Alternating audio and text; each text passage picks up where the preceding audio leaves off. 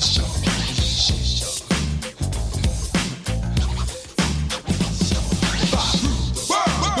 of the throne, I make peace in every country, build homes.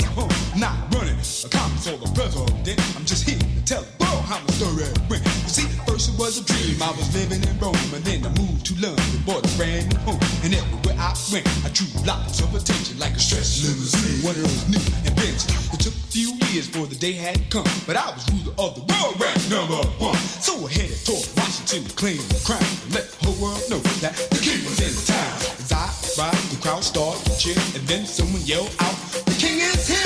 So I headed toward the stage to make us speak about the new style of living I was gonna teach. I rule the world. I love all the girls. I love them, baby.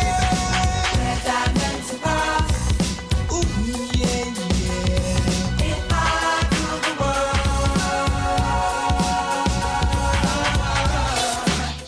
Yes, ladies and gentlemen, it is Wednesday, June 14th, 2023, and you are here with another edition of The Whole Truth with me, your host, Gerald, the World Britts. We got a very good show for you all tonight. If you want to call in, talk about anything that we're talking about, anything on your mind, you can call in at 904-629-5928. Again, that is 904-629-5928. So we got a very good show for you all. Like I said, we're gonna have the NBA talk. We're gonna give our thoughts on the 2023 NBA Finals. Also, we're gonna have later on sports talk. We're gonna discuss a variety of topics in the sports world. And as always, we got the old school song of the week, also the bad song of the week, and we end with Suckas of the week. And of course, the show I don't do alone. I can't do alone. I'm glad I don't do alone. I got with me my co-host, the Hawk, Marcus Hawkins. Sir, how you doing? Man, how y'all doing out there? And the man on the ones and twos, the boy out Jeff. Sir, how you doing? I felt good. All right. All I gotta say now is, gentlemen, are you two ready? Yes, sir. All right, so we're gonna start with that NBA talk. And before we delve into the 2023 NBA Finals, a little NBA news. According to ESPN and Fox Sports, Bradley Beal and the Wizards are working on a trade to get him out of Washington, which I said months ago he never should have re-signed, but it's pretty evident that he re-signed in Washington to get his money. And now he's going to go to a contender trying to win a championship. So I guess that was a pretty good strategy that paid off. So, real quick on Bradley Beal, where, of course, I think a guy like him, a shooter, could fit anywhere. But where do you see him landing? I would say, man, the Lakers. I mean, it's a good fit for him. He got some. He actually got LeBron over there that could actually help him, and I would say, to help him improve in that transition of getting acclimated over at the Lakers. So yeah, I would say the Lakers. I can't really see the Lakers. I don't know because I don't think it's just a good fit for him. I can definitely see. I don't think I like it, but I can see him trying to send his ass over there to the Suns.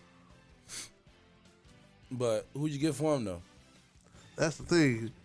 The Wizards will require a lot of return, players and draft picks. So a team has to give a lot up to get him. Yeah, if you give Aiden up, Chris Harris up, not Chris Paul, the other Chris, and then you should be straight. I think with campaign, I think with Phoenix over there, with Kevin Durant, Devin Booker, they don't need another shooter. What they need is a point guard, and they need a dominant big over there at Phoenix. They really don't need a Bradley Beal at Phoenix. So let me say something. To Jeff's point, now just throwing some at the wall, right? If Bradley Beal was to go over to Phoenix, right?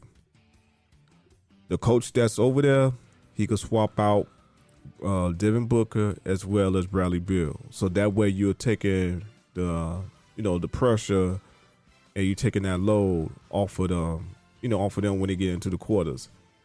So that's if you wanted to, that's if you want to bring them over there. It could work if, if Bradley Beal, wanna, take that, wouldn't mind taking that role on the bench for maybe like, going into quarters, so forth and so on.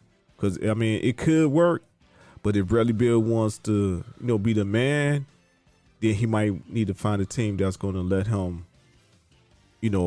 play that two spot. I think if James Harden returns to the Rockets, I can see Bradley Beal going to the Sixers. But if James Harden returns to the Sixers, I can see Bradley Beal going to another team, a team that can use his shooting. Maybe a team like the Bucks. So if he goes to the Sixers, that he's going to that they might want to get Maxey. They might want to get they might want to get Tobias Harris. They might want to get they might want to get some players, some of those role players from the Sixers. Well, that's the point. If I'm Philly, I'm telling you, you can have anybody except Joel Embiid and Tyrese Maxey. Those two I'm keeping. Everybody else is up for a trade. Huh? How does that work when they gonna go after who they want to go after? They need to keep Maxey. They win a chance to be a viable contender. So this what happens, Gerald, when teams make changes like that. What they do is they try to make it where that person they go after that person and make it comfortable for them by giving them a nice contract. So they comes over to the to the weaker team so they could get that player. So they could get the player that they needed. I know how the league works, Mark. What I'm saying is that you have to keep somebody because if you trade Tyrese Maxey, all you got is Joel Embiid, Bradley Beal, and a bunch of spare parts. But you're getting somebody that plays way better than Tyrese Maxey. Am I right? But Tyrese Maxey is your point guard, Bradley Beal is your shooting guard, and then you got Joel Embiid in the middle, and then you just put the right players around him, and Philly is a title contender. So who plays better, Bradley Beal or Tyrese Maxey? Bradley Beal. I think Tyrese Maxey. What? No. Bradley Beal is a better shooter, yes, but Tyrese Maxey does more on the court than Bradley Beal does. So do you have? Yeah, but he's gonna carry a whole team by himself. Thank you. So have you seen games where Bradley Beal has picked up the slack and carried Washington on his back and just closed out games? You know what I'm saying? All I'm saying is Bradley Beal is not a franchise player. In the Philly, he don't have to be. Embiid is the man in the Philly. All they got to do is shoot and play a little decent defense, and he'll be fine in the Philly. So Maxey is he's a franchise player? Maxey's a good number two. You keep him. You keep Maxey, Beal, and Embiid. That's your big three in Philly. If Harden goes to the Rockets. But what I'm saying is these coaches and these owners, they gonna see who plays well, and they're gonna try to make it harder for the team that they're gonna try to make it harder for, like, you're not gonna be able to keep that person. So there's like any owner gonna be like, you know what, we want him, and we're gonna give you him. So their team could be better. They don't want to take somebody take somebody that's washed up, then their team is not even a competitive team. I mean, Philly can't give up too much to remain a title contender. That's why I have to keep Tyrese Maxey. I would say the only way that would work, Gerald, if Bradley Beal was a free agent. You know what I'm saying? Where if Bradley Beal was to play going into the 23-24 season and he waits to the free agency and Philly was to get him. So that's the only way it will work. But aside from that, nah, they're going to be like, you know what? We want him, and him. Thank you. We'll see how it goes this offseason. So let's pivot to the 2023 NBA Finals. On Monday, it was all over where the Nuggets closed out the Heat in 5. And, of course, we start with the Nuggets. How can we not start with Nikola Jokic, the Joker, the should-be 3-time in a row MVP, the Western Conference MVP, the Finals MVP, and undisputed best player in the NBA, led his team all the way through. Yeah. I mean, hats off to the Denver Nuggets. They played exceptionally well. I didn't see it coming. I really wanted Miami to win, at least tie up the series, but hats off to them. I would just say, hopefully next year it would be Miami's. You know, if they don't break up that team, hopefully Miami could win next year. Go ahead, Jeff. Well, I'll go back here. That's a crazy take to say, I gotta say. But yeah, man, shout out to the Nuggets, they won. With all of these, it's gonna be weird next season. I'll say that. It's gonna be a weird time next season. I agree. True. And what I like about in the last 4 years, that the teams that have won are not the usual teams. You know what I'm saying? So, like, we're kind of out of that era where you see two teams just go kind of back and forth. Every young team is getting their starting their chance. Bucks had it. Who else had it? Yeah, Bucks had it. Nuggets got it. Another one. You know what? And Suns gonna have another one, huh? In between, the Warriors won another one. Yeah, last year. Don't forget that too. So yeah, it's true. But I'm just saying that like a lot of young teams are getting their chance right now. But when I say that the NBA will be weird next time, because the teams and the players that are winning, they're not okay. They're like superstars, but they're not interested in being that. So it's gonna be hard to market, because even when you look at Jokic, you know what I'm saying, did his job and wants to go home. They said, "Are you looking forward to the parade?" He said, "No, I just want to go home." You know what I'm saying? Jimmy's the same way. It's hard to market superstars that don't want to be superstars. So it's gonna be weird next year. I think here's my take on it. I think LeBron, going back to him, I think he was just trying to find some pieces and how to get back to try to get back to winning a championship. And it didn't pan out that way. So now he got to go back to the drawing board. But I think next year is going to be very interesting if we see the acquisition of if Kyrie comes over there. We're gonna see the NBA gonna be a little bit more lively, because LeBron gonna bring out he's gonna bring out that that the fans been wanting. Here comes the super teams again. So I think actually what Jeff was kind of saying, the super teams kind of coming to an end. It's kind of more like regular teams. More like in the 90s, 80s, like regular teams with like one superstar on the team, but they build around him with role players. I don't think it's one super team left, and that's the Lakers. No, they're not. They're not a super team anymore. Not really. No. What are you talking about? Oh. What makes that team a super team? When you have players that could like interchangeable players, and that they could like beat just about every other player that's on the team. A super team to me is we have three franchise players on one team. Yeah, what's he talking about? On one team. It'll be more than three though. No, we have three or more, but minimum three. So now we don't have that. Lakers just have two.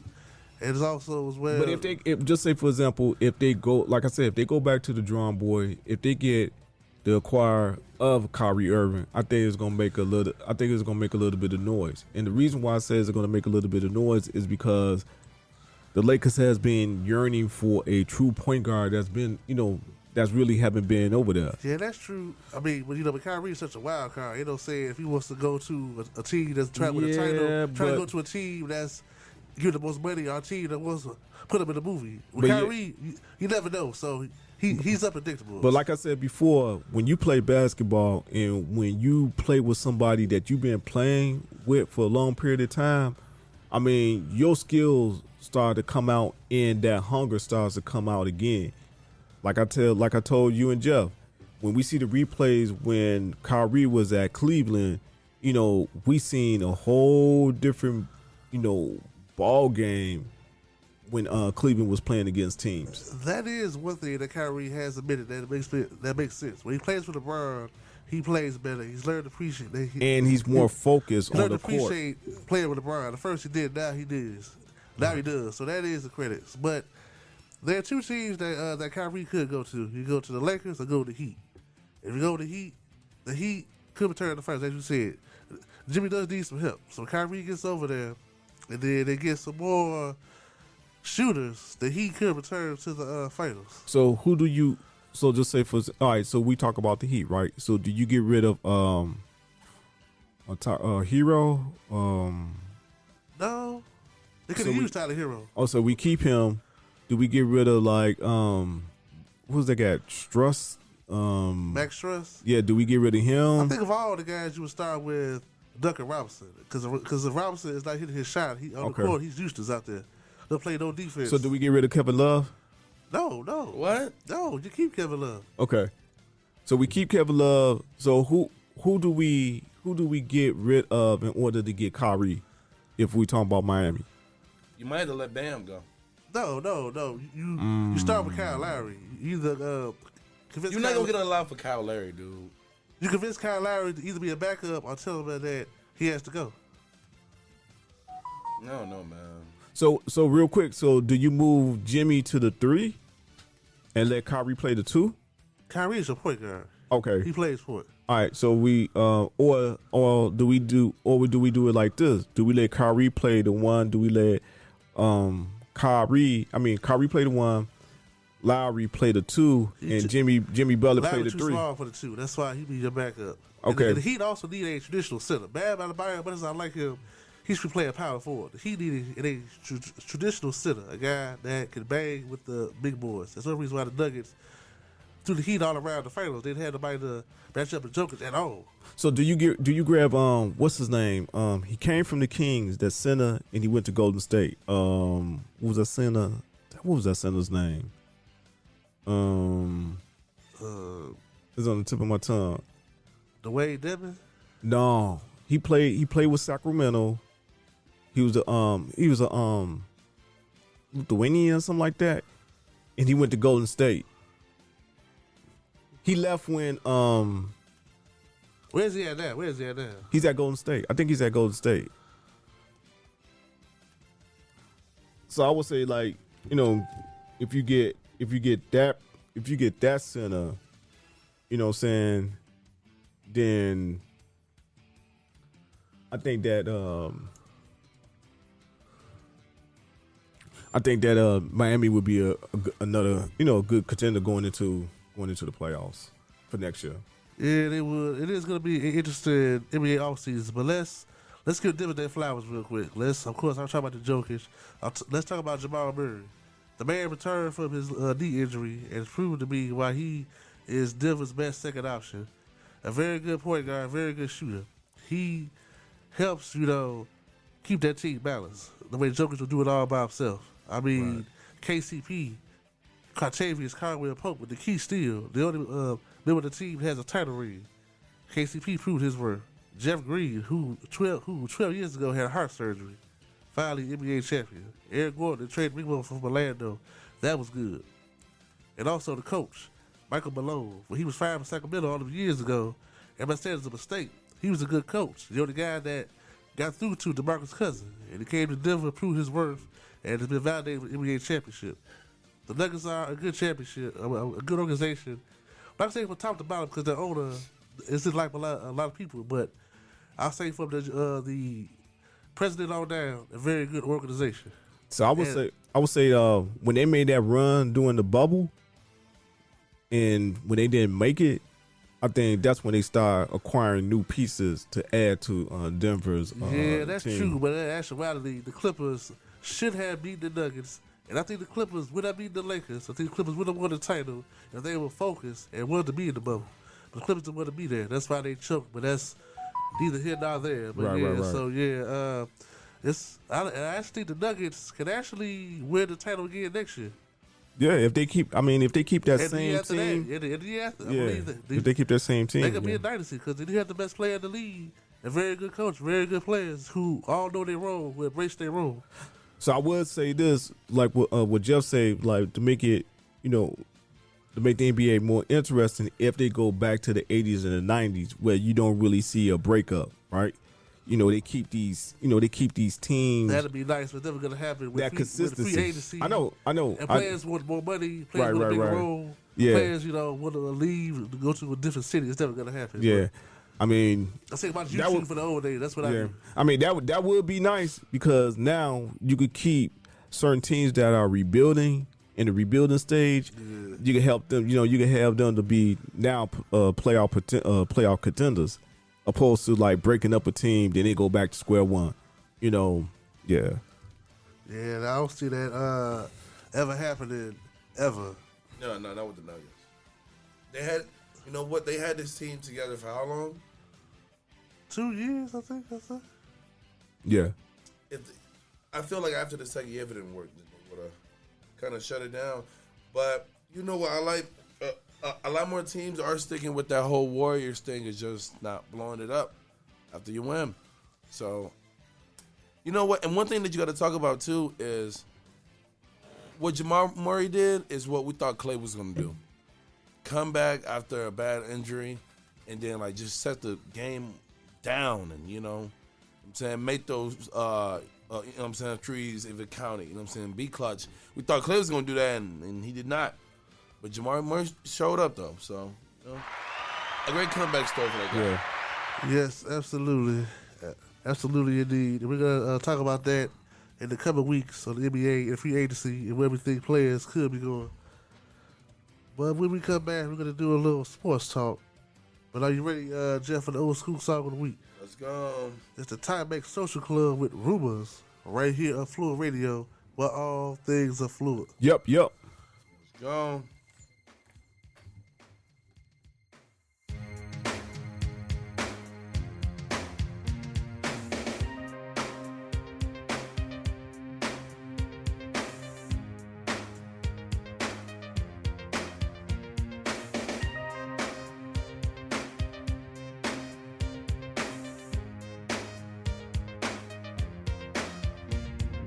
How do rumors get started? It's started by the jealous people.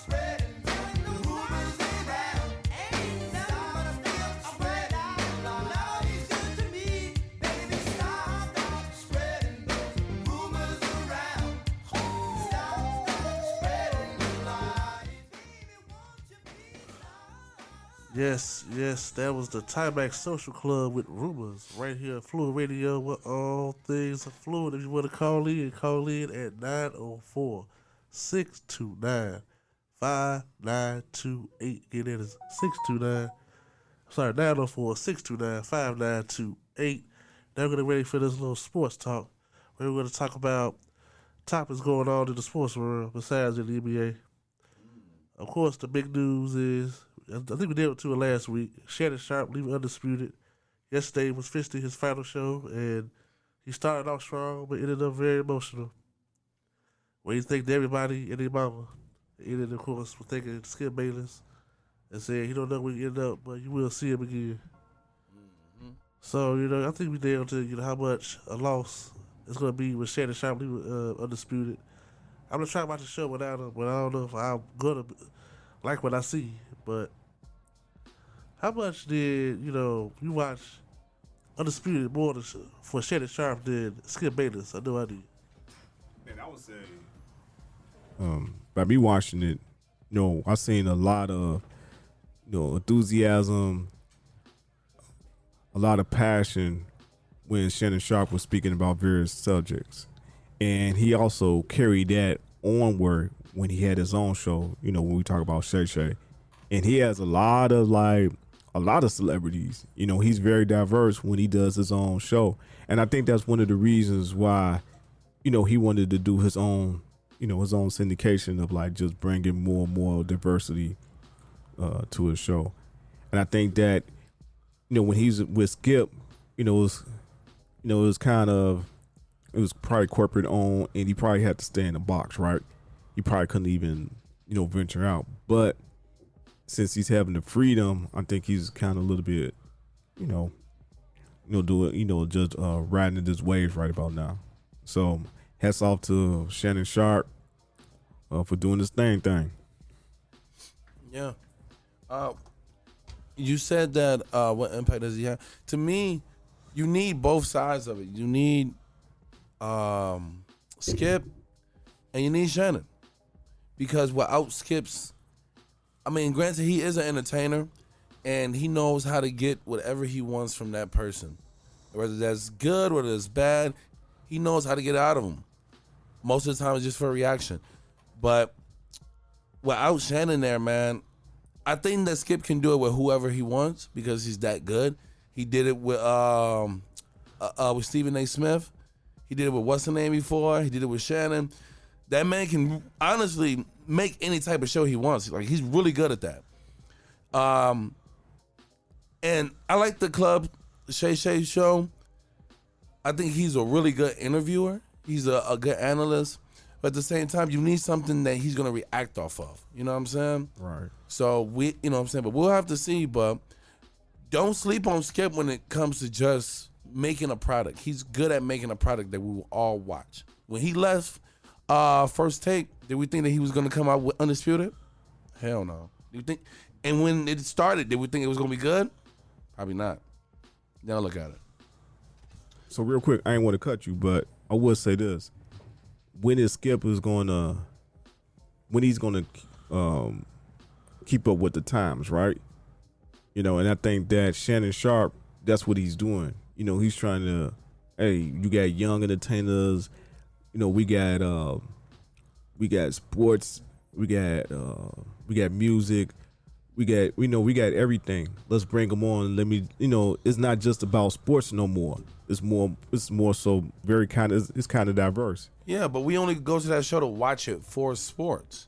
Granted, what I'm saying, they would have Snoop on there, they would have Wayne on there, you know what I'm saying? But when I'm looking for a sports show, I'm not trying to see what the Kardashians are doing. I'm not trying to hit, I'm there especially for their take on the game. Am I right or wrong? Right. So, but when we think about sports, it's not just the analysts, or it's not just the commentators. It's everybody watching sports, and they have their own take on how they feel about certain teams. Snoop transitioned from a rapper to a football coach. You know what I'm saying? And he had I was watching one interview with Snoop when he was on Big Boy Radio. He said the guy from Above the Law, Big Hutch, He said both of them are like football coaches. So now we're seeing a transition. It's not just these cats are rappers. Just like when Yeah, but that's all good. But I'm not trying to hear no takes from Lil Baby and them about sports. I don't want to hear no takes from Snoop about sports sometimes. You know what I'm saying? I go to certain people for a certain reason because I like their... See, when you do that sports analyst stuff, you have to have a personality with it too. A lot of these rappers are fucking shy. A lot of these rappers can't articulate themselves in the best way. That's why I go to them for it. I'm not finna go to any rapper about it. Granted, though, that Cameron and Mace show that they got, that's real good. Cause they talk about sports too a lot on that show. That's good. But we seeing a transition. That's all I'm saying. Yeah, granted you might have some rappers who are unable to articulate themselves in that space, right? But they're able to perform and entertain in another. That's what he's saying. Keep it separated. Jeff is saying. Some people are good at rap, some people are good at sports analysts, some people are good at talk, some people are good at communication. That's what Jeff is saying. Everybody's good at certain things. Yeah. But at the same token, what Jeff is saying is, he has to have the personality. You have to have that guard to go with it. But at the same token, you don't want to like box, right? You don't want to box nobody where just because they haven't had that experience or they haven't had that exposure, you're gonna box them where they can't. You're not giving them the opportunity to voice themselves. You feel what I'm saying? Because that's what it boils down. Remember when they tell LeBron, he couldn't speak out anything. They like just telling him like just bounce the ball. Shut up and dribble. Yes. Now we putting boxes around these particular these particular players. All I'm saying is that totally different. It's evolving. So I'm gonna, I guess to wrap this up, segment the bowl about Shannon Sharpe.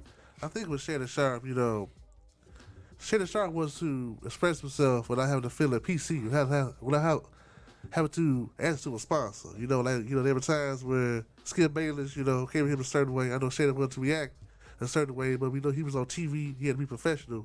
He had to hold himself. So I see Shannon Sharpe doing a show, maybe on HBO, Showtime, something like that, where he can speak, be himself 100%. He don't have to, minimize anything he has to say. He can say how he feels 110%. He can be what Stephen Harvey is times 10, where he's going to be uncensored. I think that's what Shannon Sharpe is going to be. It's going to do. Yeah, but he's uncensored on that Club Shay Shay show, right? Well, he's more of an interviewer. He's interviewing somebody when they get their story. He just gives his 2 cents in the meantime, whether the person talk about their story. But I would say that if you getting a check, you can only go so far. So they probably gonna monetize what he can and what he cannot say. There are a lot of Caucasian But when you do your people. contract, you're gonna, what I'm saying? Like, you're gonna put it in there, like, I Yeah. want to do this type of show. There are a lot of Caucasian people that can say whatever they want to say on their show all the time. Like a person like Rich Limbaugh, who had a show for years, where he said what he want to say, act the whole fool. Don Imus. I go on and on with all these white people who had shows. Even Joe Budden, man, he about size. He still say what he wants to say. Exactly. But when you think about Joe Budden with his podcast, I think he kind of built that on his own and built it from the ground up. Yeah, but you're still getting sponsors and you're being monetized. Yeah, you're right. And you're right. certain people put in the contracts that I have the freedom to say what I want to say. As long as it's like, what I'm saying, too far. Right. Exactly. So, the next topic, Stephen A. Smith, I guess he considers himself the conscience of the sports world. He's now aiming his target at Paul Pierce. After Paul Pierce, on the viral video, said that the woman he was with was the woman he hired for the day. So, of course, Paul Pierce was fired by ESPN for going too far, doing a Instagram video. And, now Stephen A. feels that Paul Pierce is going too far. And he feels that Paul Pierce is not giving a good look for the people. Which you know what I mean? Sometimes I agree with Stephen A., but then there are times I feel he does too much to appeal to I don't want to say the white people, the masses, as they say, to try to correct his fellow black people to appear as I'm trying to think of the word, not be so offensive to him, but try to not come off as a teller or try to minimize his fellow black people. I think he needs to stay out of Paul Pierce's business, in my opinion, and let Paul Pierce live his life. Yeah, I think when you think about Stephen A. Smith, he's, I mean, I think it's 50-50. Some things that he say that people need to, hold accountability. Then there's others where you just like, man, kind of just, just let it be, just leave it alone. Shouldn't even touch it. But that's my take on that. When it comes to that. So.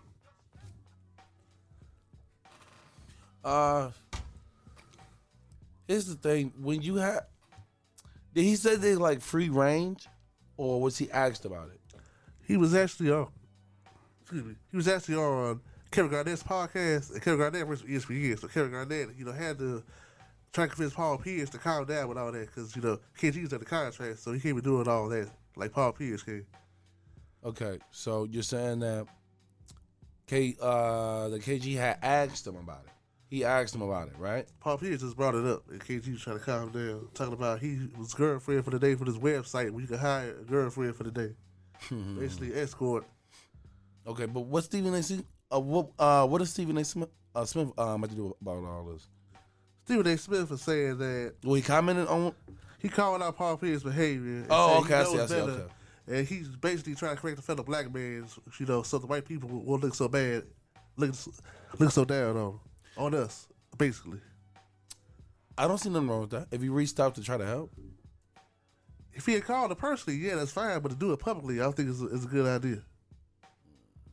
I think both ways can kind of be good, but it depends on your intention. Maybe he really don't care, and he know that he was going to get, like some clicks off of this. Or, I mean, go both ways. Or he tried to talk to him, and he wouldn't call him back. I don't think he reached out to him. Like, if I feel Jay doing something wrong, I'm going to call you on the phone. I'm not going to blast you publicly for the whole world to hear or to see. But he knows a lot of these players. He could have called Paul Pierce. I'm saying he could have. He might have tried to. He might have tried to. I don't think he did. But I would say with a topic, a topic that's sensitive, he should have, he should have waited, and if he's seen him in the public, kind of have a nice sit down. He doesn't have to reach her via phone. I'm pretty sure about that. Or not even via phone. I mean, man, Stephen A. Smith, he could talk. I don't think it's a problem with him, like, having him at a bar or somewhere where him and Paul Pierce could sit down and, just chop it up and talk, man to man, So that's my take on that.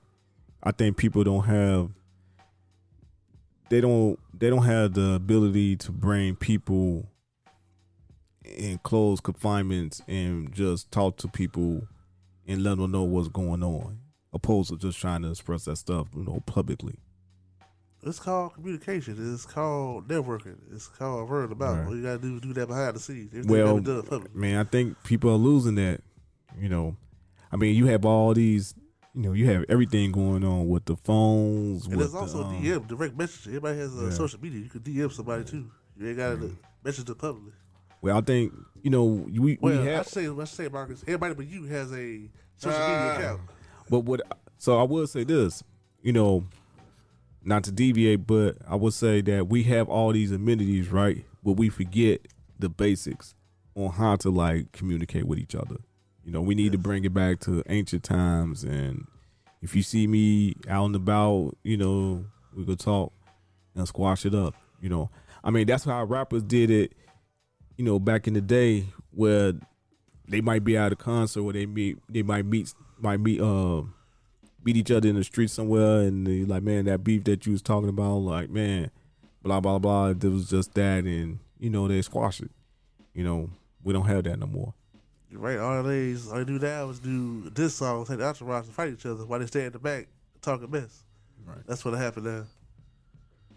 Yeah, you're absolutely right. Also, as well, Sunday, Floyd Mayweather Jr. fought John Guy III and won by decision when the ref called the fight off. a guy in the third was undeterred and continued to fight Floyd, and the whole entourage's fault. And now it's reported that Mayweather's family is being threatened by the Gotti family because you know who John Gotti III's grandfather is. Wow. The Don, John Gotti, the John Gotti. So that's not a threat to be taken lightly. So, you think with all this going on and another fight of his in a circus, do you think Floyd should just take all the money he got and just call it a day and should keep on just coming out here doing what he can? I mean, that's a sport, boxing. Why should you get mad or why should anybody be mad because you went into his space and he dominated and now you get mad, now you want to, retaliate because you lost. That doesn't make any sense, but people have vengeance like that. Yeah, so, that's true. You're absolutely right. Yeah, somebody rather than shoot you rather than right. fight you or chop it up as you see it. You're absolutely right, which is sad. Right. I mean, that's just like the MMA, right? If you're not prepared, why even try to fight somebody? Or even start a confrontation with someone. That doesn't make any sense. Well, actually, in a way, because people now are all about notoriety, attention. They're trying to be the social media star of the day, social media star of the time. Right. They feel make them infamous. Right. Like, I could ask somebody I know, like, who's Terrio? Who's Wilbur the Great? They know who that is because, they become internet famous. Right.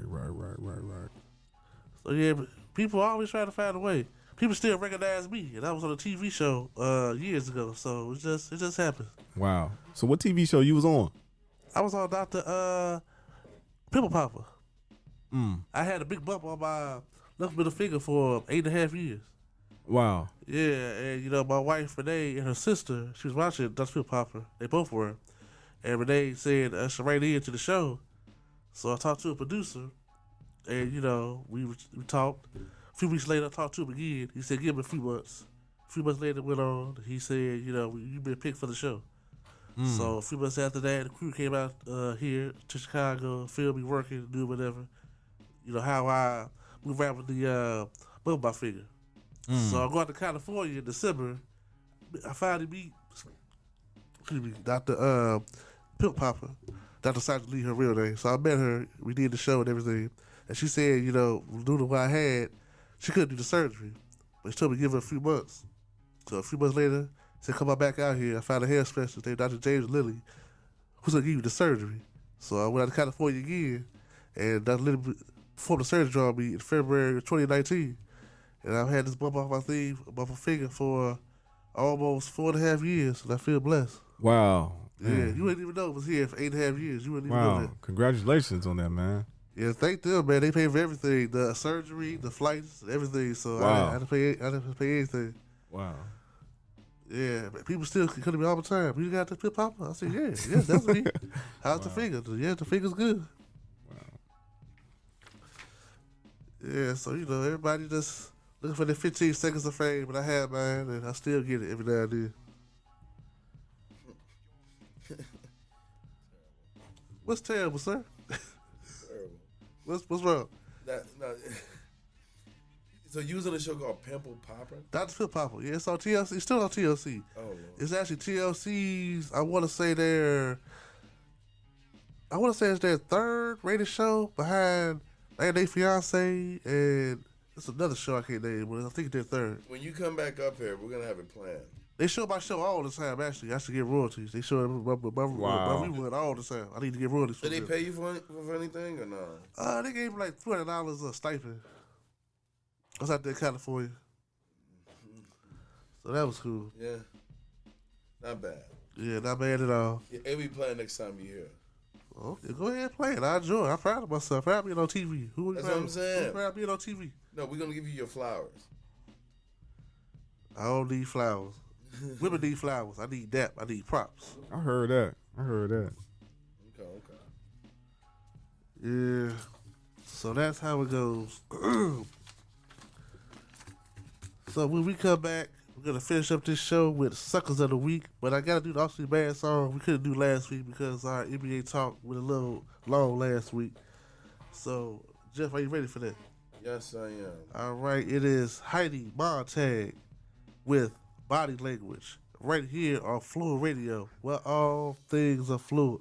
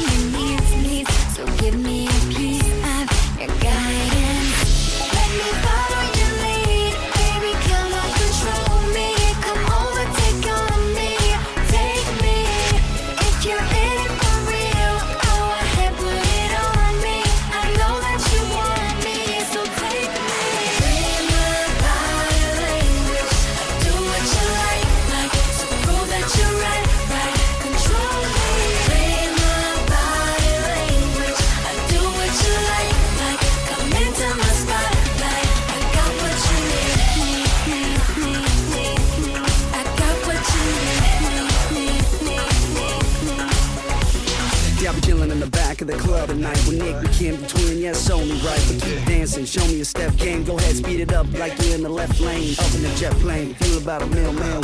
From Paris to Beverly Hills, we that ill. Right. With my eyes on a sassy pearl, Heidi Montag, yeah, that's my girl.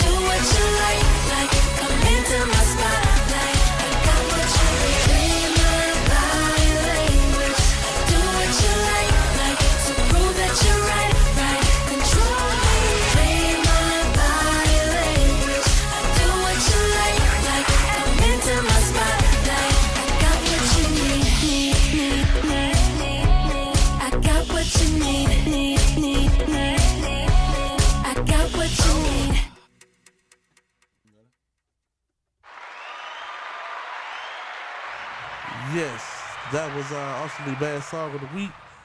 Heidi Montag with Body Language.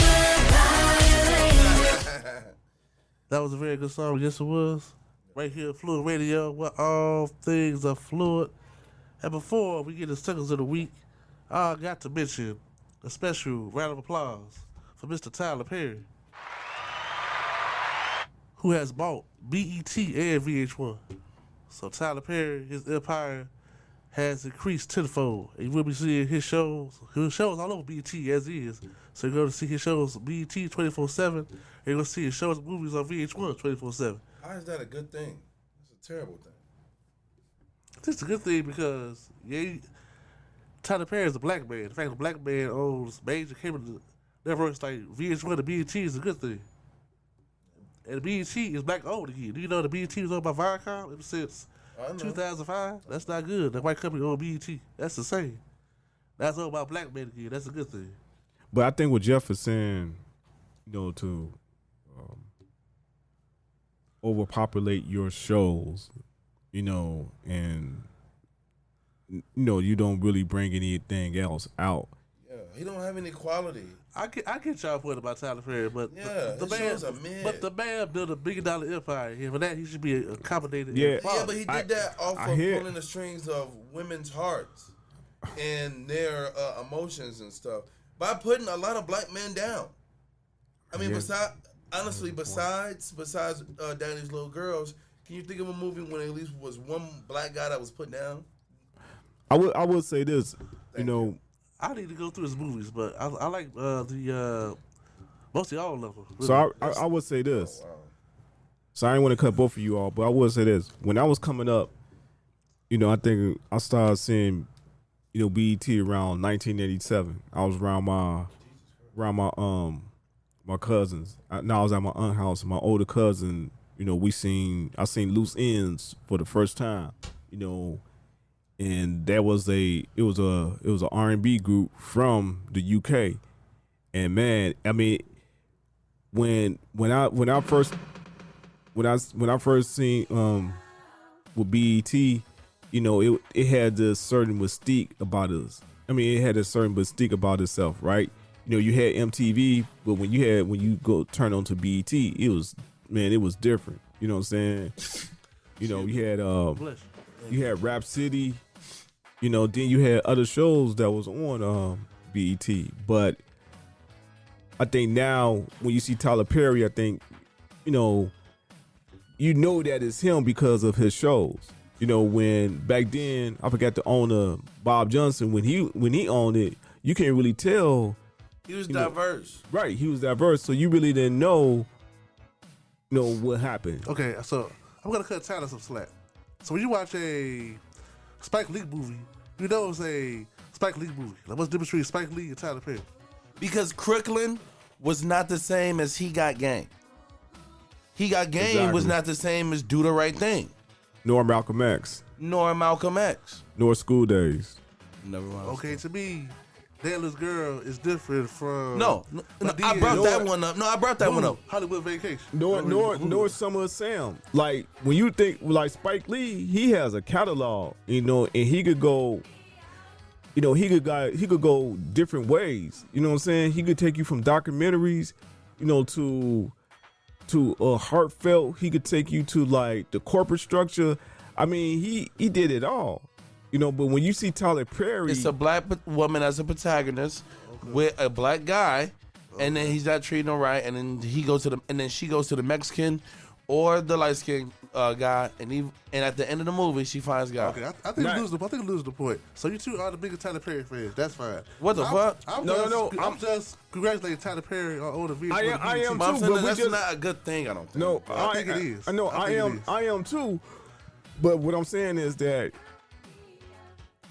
I wish that all right, since he has it, can we go back to how it was like when it was in like 1987, where you really don't know who was on it, who was on it then, because you had a wide diverse of shows and music coming through BET at the time. It's 2023. It's not gonna be 1987 again. You're not But gonna have what I'm Radio saying- Soul on Saturday night. You're not gonna have Rap City during the week. No. But what I'm saying is that template can be used in 2023. I'm not saying that I'm not saying that it's gonna be brought back, but I'm saying some of that template could be back, because now when you look at BET, as soon as you turn it on, somebody gonna automatically say, okay, that sitcom is Tyler Perry, or that show is Tyler Perry, or that drama series, they're gonna say that's Tyler Perry. They gonna know, opposed to when you had like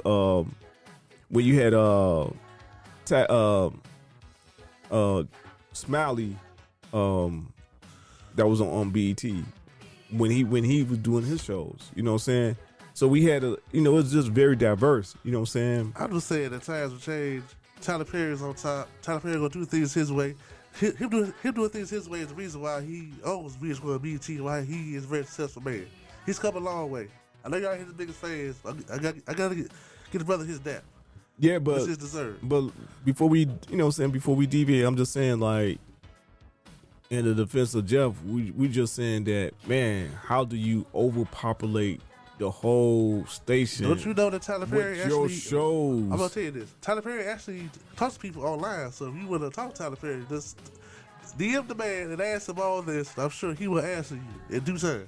Go ahead and do that. He sucks. I can answer for Tyler. The brother did good. Props to him.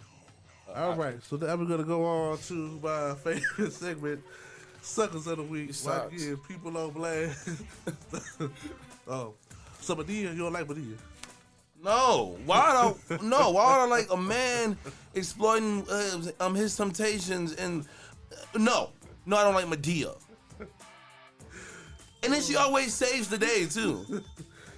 Oh man, whatever. All right, so I just got 2 Suckers of the Week. We're gonna get to this quick and slit. I'm gonna start with the legend, Miss Anita Baker, who needs to realize it ain't all about her. When people tell her that, she stands down tenfold and acts a further fool. So this, according to Yahoo, Babyface will no longer appear on Anita Baker's latest tour. Baker said Tuesday she's removed him as a support act because his fans were bullying her online. After silently enduring cyberbullying, verbal abuse, and threats of violence from the fan base of our special guest support act, she wrote, "In the interest of personal safety, I will continue the songstress tour alone. Appropriate refunds will be made. Blessings." This came after a show May 10th where Anita Baker felt she needed the whole show to herself and didn't have time to put Babyface on. Babyface fans came at her for saying why you couldn't let Babyface come on. And when she let them know he was the supporting act and not a opening act guaranteed to be on, they came at her harder. And for this, she decided to remove Babyface from the tour and make the show all about Anita. Anita, it's not all about you. It takes a village to raise a child, and nobody can do things alone. Babyface being on your tour was a good thing, because people come to see him. More people come to see you, to spend more money for you. But no, you had to get a big head and realize you think it's all about Anita Baker, which is actually not. Anita, you're a very good singer, I like a lot of your songs, but it's not all about you, sweetheart. And for this, I gotta give you my first Sucker of the Week. Ooh. And my second Sucker of the Week goes to Conor McGregor for legitimately beating up the Miami Heat mascot and putting him in the hospital. During Game 4 of the NBA Finals between the Nuggets and the Heat, during halftime, Conor McGregor got into supposed to be planned act with the Miami Heat mascot, Birdie. He's supposed to lightly punch the mascot when the mascot would go down. But McGregor punched the mascot hard twice for real, sent the guy underneath the costume to the hospital. McGregor did apologize, but basically this was a act that didn't need to go down. Conor McGregor has to realize, yes, you are a fighter, but this is not an actual fight. It's supposed to be a skit, and you went too far and didn't even hurt somebody because you forgot you were in the ring. Conor, you are my second Sucker of the Week.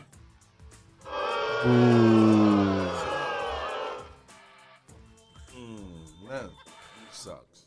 All right, Marcus, we'll get your social media account. What's up to Tyler Perry? Go get your social media account. I'm gonna talk to Tyler Perry. I'm gonna get it. I'm working on it real soon. Don't worry, he can get one for you. Jeff, how can they find you, man? Hefe _ the producer, Dominoes in your woman's phone.